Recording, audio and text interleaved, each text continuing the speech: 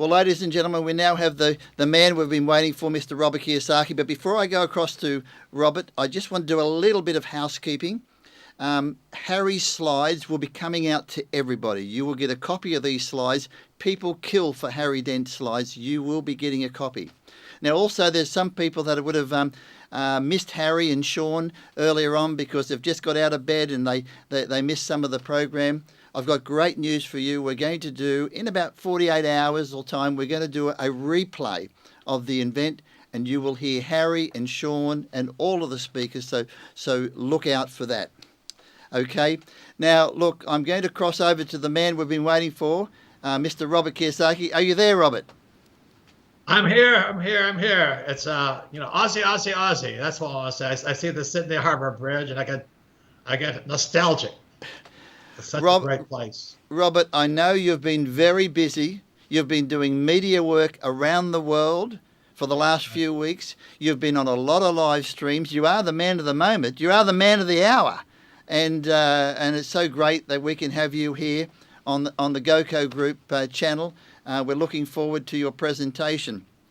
But Robert, I've got to say that your introduction is pretty easy, because two things that are so incredible about you that I love to talk about. Number one, you do have the #1 business book seller in the world. That's not bad.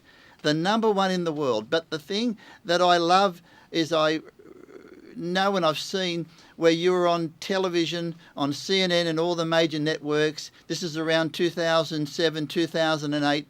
And you were telling everybody that would listen that these acidic loans were so dangerous that it was going to affect the world's economy. And right after that, we had the GFC, which you probably didn't know it would be the GFC at the time. But that was what a call. You really did look into the crystal ball. Yep. And you got it right. So I'm telling everybody out there, you take a paper and pen, you listen to this man. He knows what he's talking about. He gets it right. And so, Robert, we're looking forward to your future predictions, what you're going to tell us, what's going to unfold in the next 1, 3, 5 years, because obviously with COVID-19, the world is not the same anymore. Would you agree? I agree 100%. All right. With that said, worse than I thought it would be. Okay, I'm going to hand the program over to you, and we look forward to what you have to say. All right. Well, thank you. Anyway, it's lovely. I just want to say hello to everybody. I'm in my home in Phoenix, Arizona, and it's just an amazing world because I'm talking to Sydney and London and all over the world today. So it's really a different world. And for those who may not know, I wrote this book here. It's called Rich Dad, Poor Dad, and it's a story about my two fathers. I'm 4th generation Japanese American. I grew up in Hawaii, and it means I don't speak Japanese. I'm 4th generation, and the story is my poor dad was the head of education for Hawaii and a PhD. But as you know, teachers don't know anything about money.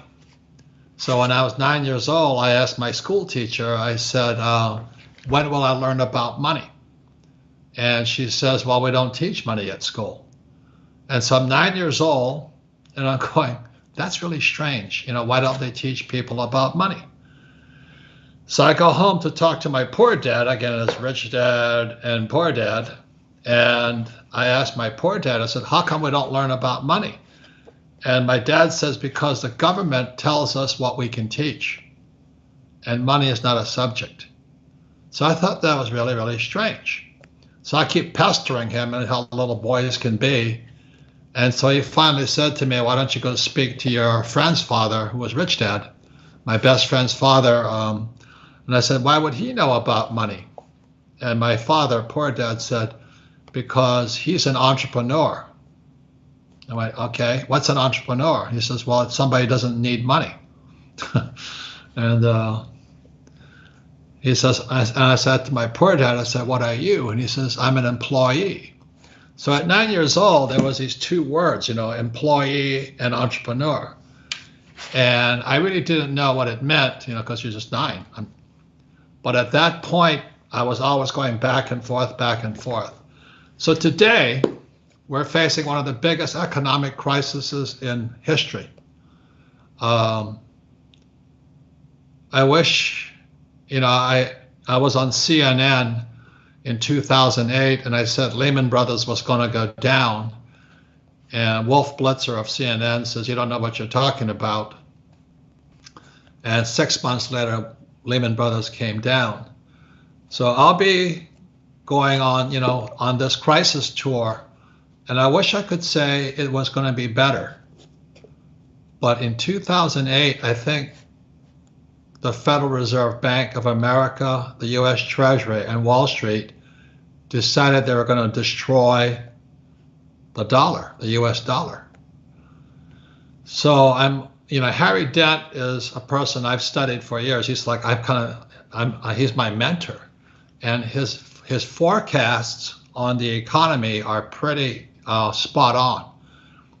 Back in the 80s, he says the great boom ahead. And today, he and I, in total agreement, is that after 2008, the Federal Reserve Bank, the U.S. Treasury, and Wall Street destroyed the economy. And then COVID hit.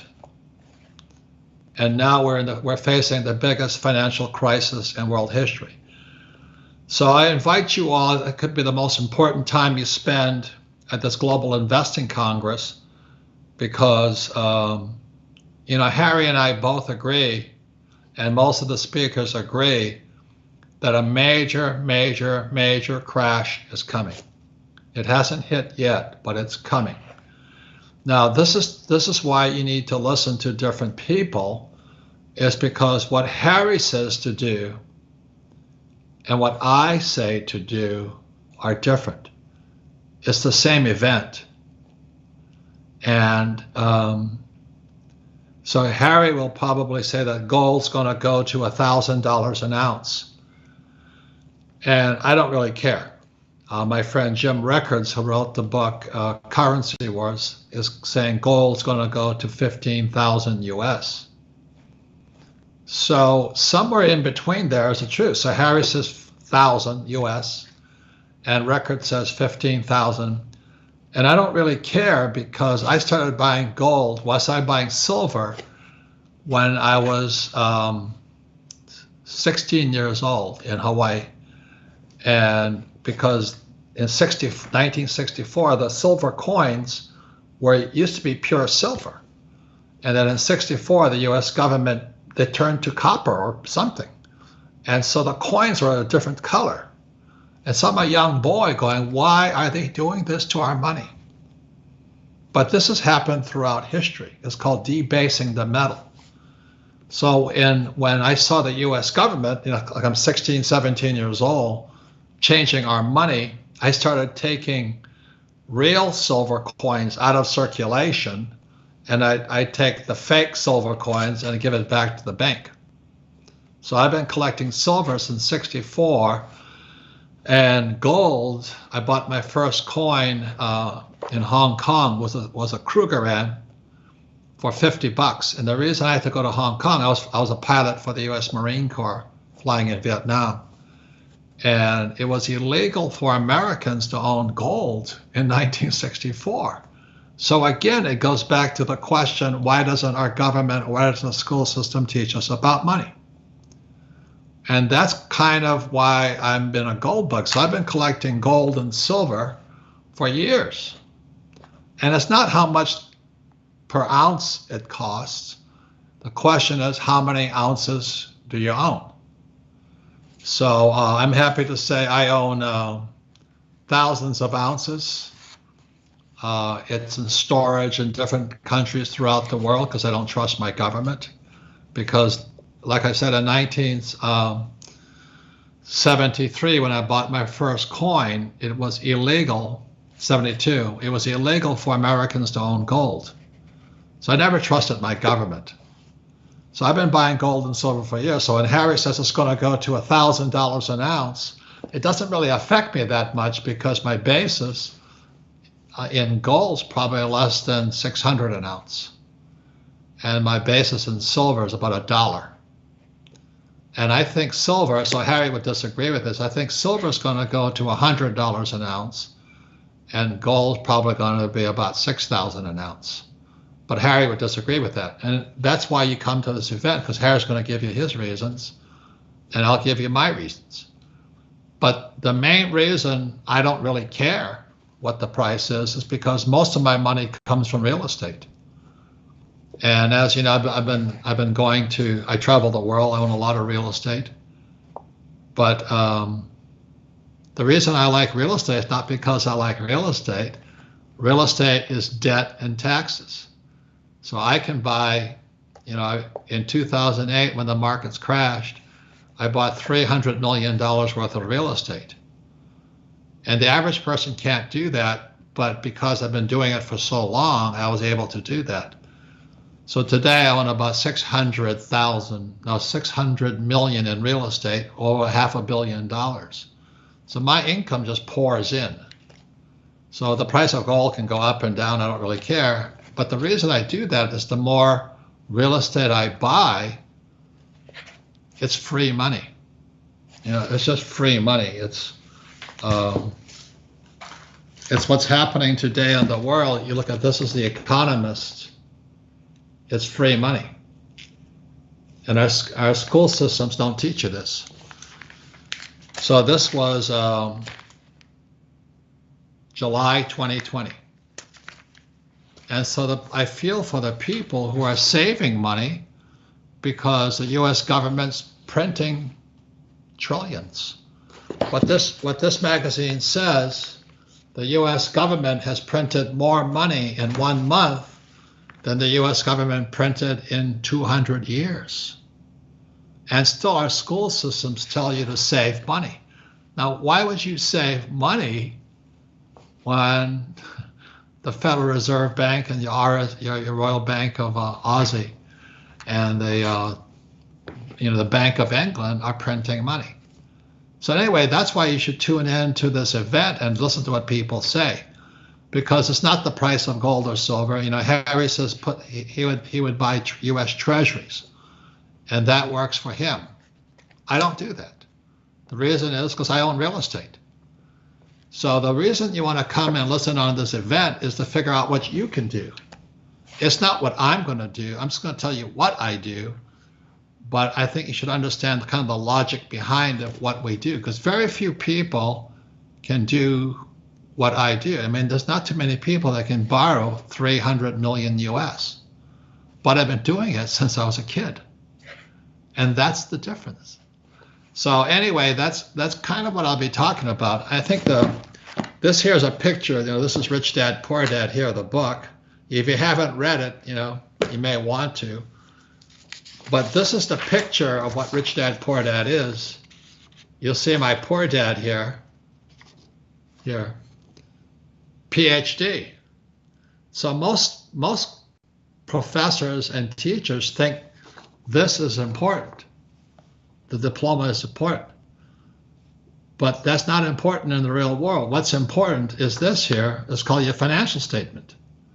And when you go to see your banker, if you have a really strong financial statement, they'll give you all the money you want. So the reason I could borrow $300 million right after 2008 was because this is really, really strong. But if I had one of these, my banker might give me a credit card if I was lucky. So that's what I'll be talking about, is the difference between why the rich dad and poor dad are getting richer. So anyway, that's kind of what I'm talking about. But I write because I'm really concerned. This is my latest book. It's called Who Stole My Pension? And I know Aussies and the people of the world have these. In Aussie, it's called a superannuation. In America, it's called a 401k. But what's happening is Wall Street and the Federal Reserve Bank and the Treasury have looted our pensions. So all the old guys like me, I'm a baby boomer, I'm in my 70s, they don't have any pensions. Look at the state of California. The biggest pension plan in America is called CalPERS. It's the pension plan for school teachers, police officers, and firefighters. It's got no money in it. So what that means is, again, the Federal Reserve Bank and the Treasury will have to print more money. So if they print more money, what does that do to the price of gold and silver and Bitcoin? That's the question. So I'm not saying buy gold, silver, or Bitcoin, but I'd rather have that than the US dollar or the Aussie dollar or the British pound. Now, the biggest news of all was just recently, in the last few weeks, it was disclosed that Warren Buffett has dumped all of his banking stocks. He's dumped JP Morgan, Goldman Sachs, Visa. He's dumping all of his banking stocks, and he's also dumping all of his airline stocks. So what I was taught as a U.S. Marine Corps officer is not what somebody says, but watch what they do. So Buffett hasn't said anything. Here we have The Economist 2020 saying free money. Our pensions are going broke. And Buffett is dumping his banking shares. Goldman Sachs is a pretty big bank. And Wells Fargo and those banks. The question is, what does that mean? Why would Buffett dump banking stocks? And why would he dump airline stocks? Is what he's doing, he always says to you, well, invest, for the long term. But why is he dumping his bank stocks? And why is he dumping airline stocks? What does he see on the horizon? So again, this investment crisis is a very important crisis because myself, Harry Dent, and the other speakers will be telling you about the crisis. There is no doubt this crisis is coming. The only question is, what are you going to do about it? So I'm going to tell you what I'm doing about it. I'm making more money than ever before, but I was prepared for it. Harry's going to make money ever before because he's prepared for it. So if Buffett is going to dump the banking stocks, does that mean we're going to have a banking collapse? That's the question. I think we're heading into a depression. And it'll be a long depression. I think we're back at 1928 right now. And it doesn't make a difference if President Trump gets reelected or Biden gets elected, because the problem is bigger than the office. So if Buffett is dumping bank stocks, what are you going to do? If there's a depression, what are you going to do? You're going to just do the same thing? So one of the problems with having, like this here, here's my poor dad, PhD. What good does that do you? And the only reason I could borrow $300 million is because I had a strong financial statement. And the average person doesn't have a financial statement. And all this book is about is a financial statement. That's all this book's about. My cash flow game is only about the financial statement. This here is the financial statement for my cash flow game. This is income. You see, this is income, expense, balance sheet, asset and liability, and this is called the statement of cash flow. That's all I learned from my rich dad. And my poor dad, and all poor people do is they focus here. My poor dad, PhD, he wanted a high-paying job, and he wanted to keep expenses low. That's a poor person's mentality. When I talk to my friends, we only talk about this here. It's called the balance sheet. Whereas poor and middle class talk about income and expenses. I mean, they're important, don't get me wrong. But the rich talk about the balance sheet. So I have assets after assets after assets, and these guys don't have anything. So that's what I'll be talking about on the investment crisis. The reason I'm not really that concerned about my future, but I'm concerned about your future, is most people are still here. So let me give you two more things that have happened in this year. couple of days ago, an American trucking company, truck builder, they announced they'll have a driverless truck on the road in America in 2021. Now, a driverless truck, what does that mean? That means there's 3 million truck drivers in the future who are out of work. We don't need drivers. The lesson is technology replaces human beings. As a pilot, I went back to my old squadron in Florida. They don't need pilots in the airplanes anymore either. They're drones. The drones can fly by themselves. So look at who's getting fired today are airline pilots. That's why Buffett's dumping airlines. All these pilots, they're losing their jobs. And what happens is little drones fly up ahead over there. You don't need a pilot for them. And our silly school system still tells you to go to school, get your PhD, and look for a job. Well, jobs are disappearing. So that's the future. That's the crisis. It doesn't have anything to do with COVID. It really has to do with technology also. Okay, so if you don't need pilots, so why would Buffett be dumping banking shares? You know why? It's because when they go to cryptocurrency, when the US dollar goes cyber, we don't need banks anymore. Think about that. I was just in China. I use my little iPhone and I don't need cash. So not only are pilots and truck drivers going to lose their jobs, so are the bankers. So the banker you go to on your little street corner, they're gone. All those little offices with like Wells Fargo Bank in America and Chase Manhattan, whatever the banks are, those bankers are out of work too. That's the crisis. So it's not just COVID, it's not just debt, it's not gold or silver, it's also technology. And remember what I said is technology replaces people. So if I was a pilot and I got hired by United Airlines when I got out of the Marine Corps, I'd be unemployed today. I'd be making about $400,000 a year. I'd have lost my job and I would have lost my pension. If I had flown for United Airlines, I'd have lost my job and I've lost my pension. Because what happened in 2004 is Wall Street stole the pensions away from the pilots, United Airlines pilots.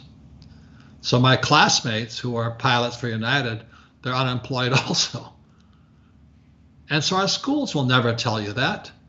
Warren Buffett hasn't been on television saying, hey, I'm dumping bank stocks, I'm dumping airlines, and I'm buying gold. He's buying Barrick gold. You know why? Because Barrick has a lot of gold to sell. Buffett only buys what he can sell. So he owns Coca-Cola, so he can sell Coca-Cola. He owns Fruit of the Loom underwear. So, because men buy underwear, and they're going to have to change their underwear when the market crashes, if you know what I mean. And also, Buffett owns Gillette, so he can sell you razor blades and shaving cream. And he owns an insurance company called Geico because everybody has to have car insurance. So, ladies and gentlemen, Buffett is not stupid, but he's not talking about it. So let me just leave you with this investment crisis. What is Buffett doing? What is he not talking about? If he's dumping bank stocks and he's dumping airline stocks and he's buying a gold mining company, what should you be doing? If bankers are going to be out of business, truckers are going to be out of business, and airline pilots are out of business, what does that mean to you? When they have driverless cars, the Uber drivers, you don't need them. So this is it's more than a crisis of money, it's a crisis of technology, and humans are becoming obsolete. So Harry Dent's going to make his presentation. I'm going to make my presentation. But the reason I do something different than Harry is I use debt as money. I have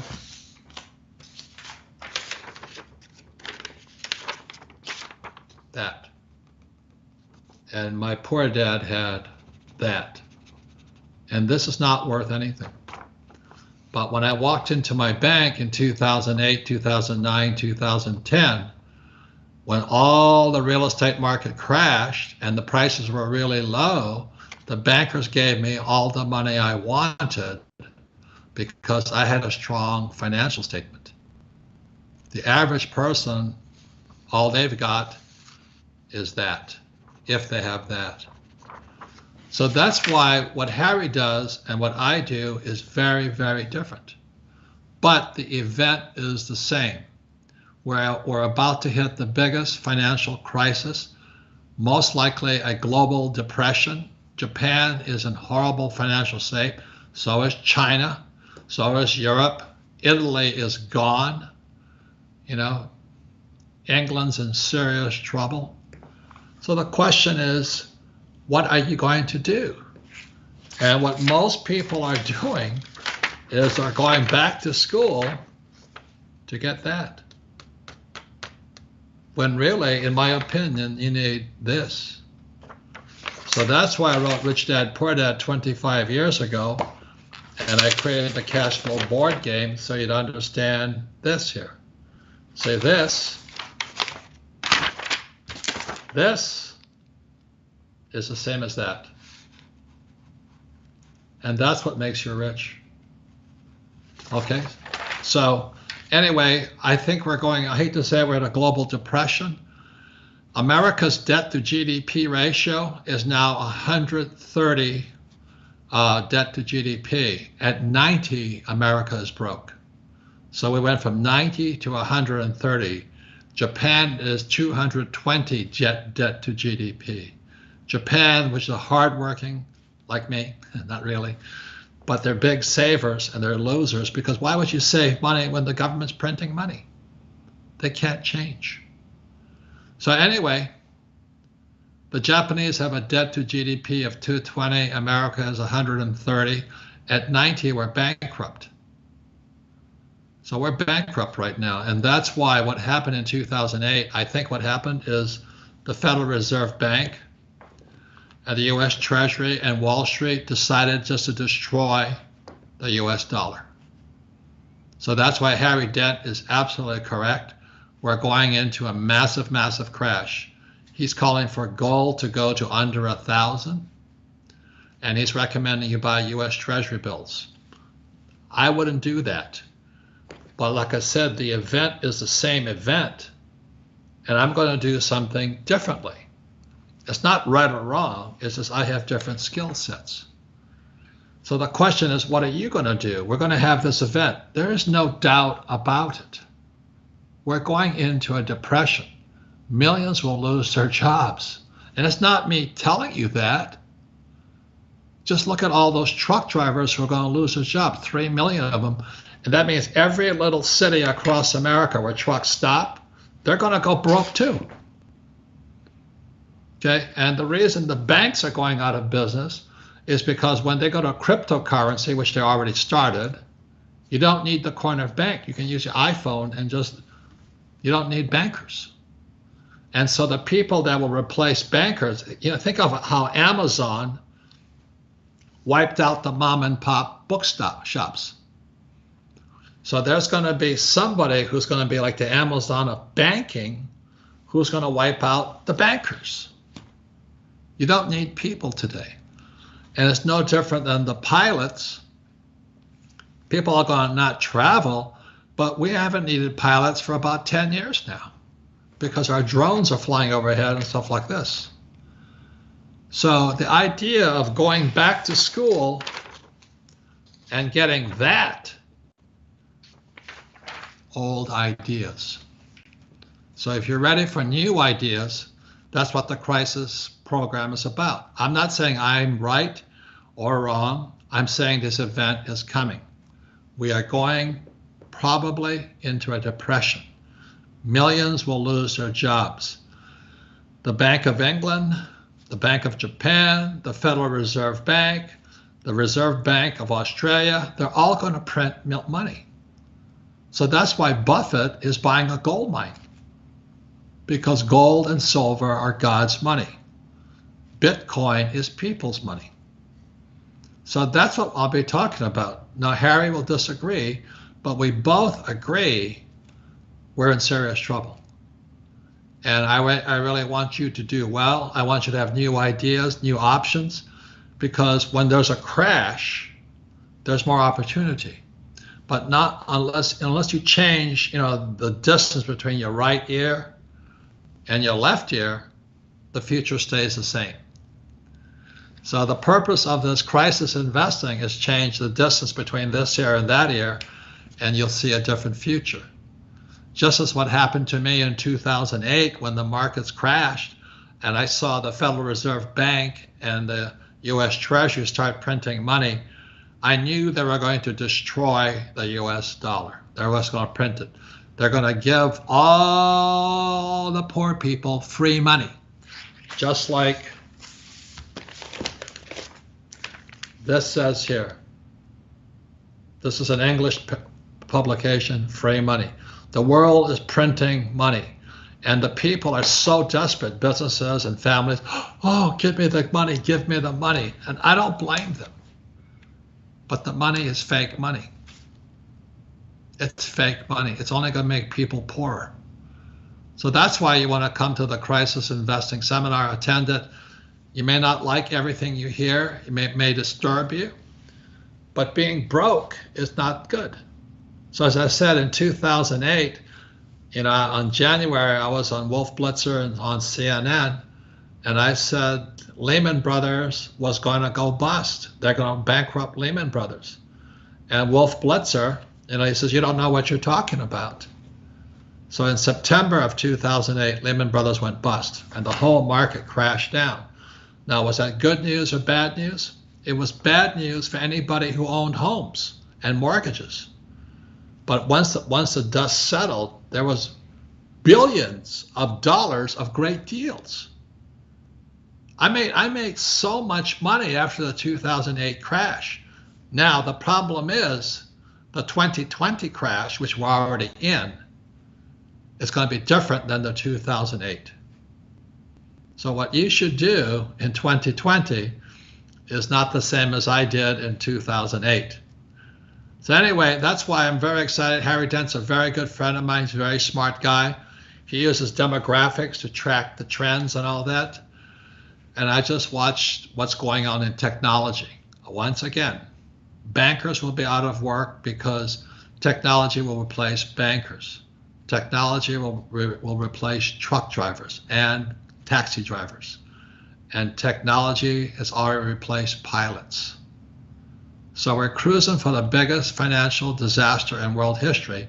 And so I recommend, please spend a few days with us, change the world in here, this ear to that ear, and you might see a different world. I can't guarantee that, but I'm very optimistic about what's going to happen, but I cannot do the same thing I did in 2008. But I'm ready for 2020 now. So that's why I have gold and silver. I think silver is going to go to $100 an ounce. And today it's only $30 US an ounce. Gold, Harry says 1,000. I think it's about 8,000. But that's my opinion. Does it make any difference to me? No. Because it's not what the price per ounce is.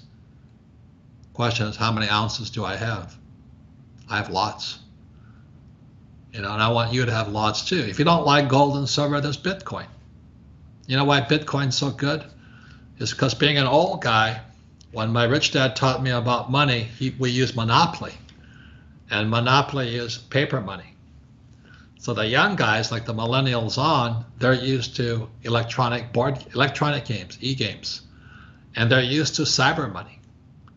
So the old guys like me, they're hanging on to dollars or gold and silver, whereas the young guys are hanging on to Bitcoin.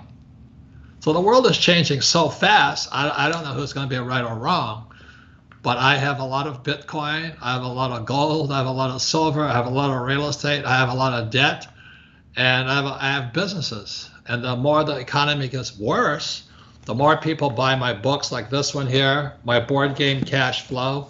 This book is smoking off the shelf right now because pensions are going to be the biggest disaster going. And this is another book that came out a while ago. It's called Fake Money, Fake Teachers, Fake Assets. And that's what I do. I mean, I don't tell you what to do, but I'm telling you why Harry and I are excited about this investment crisis. He's going to tell you to do something, what he's doing, I'm going to do what I do. The question is, what are you going to do? So this Crisis Investing Summit could be the best thing you ever did. But anyway, I wish you all luck. It's a very exciting time. And remember, we've now entered the world of free money. And there's a lot of it. The question is, what are you going to do with the free money? So thank you all very much. I look to joining you with Harry and myself and the team at the Crisis Investing Seminar. So thank you. Robert, fantastic. I think everybody should hear your message. Thanks. Such incredible wisdom. I drank every word. But you know what it is I have tremendous, I love Aussie, and I really do. You're the greatest people, really, really great people. Your spirit, I played rugby, right? And I got my ass kicked, but I loved every minute because the Aussie spirit is so strong. But I also know that your economy has had 30 years of good time because of China. But China's in trouble. And all those, and Aussie is such a big country, your long-range lorry drivers, your truck drivers, they're in serious trouble. And that I feel for them. And all the bankers going out of work, good. But you look at what we're doing right now, this means school teachers are obsolete.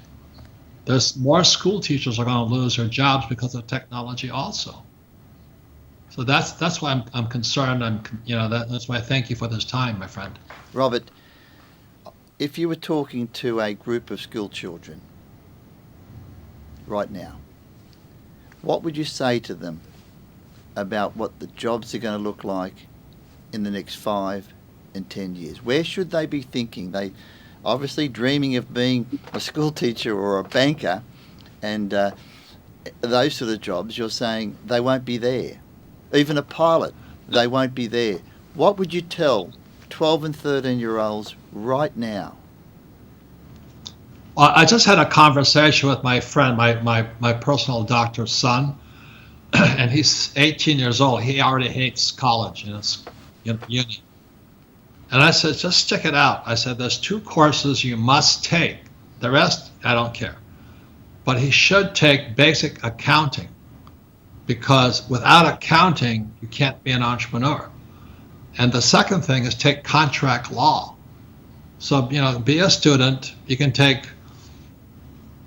singing or dancing or whatever you want to take. But if you take basic accounting and you take contract law, whether you become an entrepreneur or not, accounting and contract law will serve you the rest of your life. But the average person coming out of school has no accounting and knows nothing about contracts. And life is nothing but contracts today. So that's what I'm recommending to people. Education is important, but what kind of education? You look at this vineyard behind me. This reminds me of the Barossa Valley. And they still need accountants. They still need bookkeepers, and they need lawyers. But all business runs on accounting and law. And if a student just took that, they'd be far ahead for the rest of their lives. And I talk to most guys I hire, they don't have any idea what accounting is, and they have no law background. And the world is about accounting and law, accountants and attorneys. So that's what I recommend. It's the skill set. And then you got to sell. If you can't sell, you have no income. When I see somebody who's struggling financially, so this is income. This is my cash flow game. This is income expense. It's called a P&L. And this is called a balance sheet. Well, what affects income is, can you sell? So I recommend network marketing and things like that for people who need to learn how to sell. And I spent 4 years at Xerox, not because I like Xerox machines, but I had to learn how to sell. So I'm known as a best-selling author. I suck as a writer, but I can sell books. Robert, the school doesn't teach you how to sell. It doesn't teach you how to market. So That's right. there's a pretty big gap there. But my son, who's in his early 20s, says to me, Dad, there's money in this gaming and YouTubing because I've been doing a bit lately and I've actually received a check. What do you think of this subject? What was the subject again, please? Making money through YouTube and making money through gaming. I tell you what, when I talk to young people, I was talking to this young guy. He's 16 years old, and he's grossing $72,000 a month. He has a YouTube channel. And his parents want him to go to college. And I said, I don't know if anybody's going to hire you for $72,000 a month. Why don't you just make your money while the sun's shining, and then learn how to invest, learn about the stock market, learn about real estate, things like that. Keep making your money. You see, he's making a lot of money here from YouTube, 72,000, but he's got to get his money into here. Remember what I said, this is poor dad, and this is rich dad. And when I talk to my rich friends, we all talk about balance sheets. These guys, the poor people, talk about they want high-paying job or money, and they want low expenses. And if you look at the first line item expense here, it's called taxes. So if that kid is making $72,000 a month, if he understands this here, the asset column, he can bypass taxes legally. And that's all over the world. Because, Trump doesn't pay tax, I don't pay tax, the rich don't pay taxes legally, all over the world. Aussie, they don't pay taxes. Allen Bond and Packard, they don't pay taxes. So, that's what your kids should know. So making money is good, but the question is, can you get into the asset column here? So I have millions and millions in real estate businesses, gold, silver, and all that. So if the market crashes, I might lose a little bit, but I'm still as strong as ever. And I don't pay taxes legally. Robert, this is a big subject. It's a very serious subject. It's one that people have to take notice. We're so thrilled to have had you on our channel today. I think you have a university of information to create because there is so much. I think people would love it. They have young children, they have families. The world is moving so fast technologically. There's a change and we need people with vision like you. So thank you for your time. It's been very enjoyable. And I did this for kids here. This is teaching the kids a balance sheet so they can teach their parents how to get rich. All right. Thank you, Robert. We're going to have you back again, okay? All right, thank you. And Aussie. You guys are the best, man. Take care. Thank you.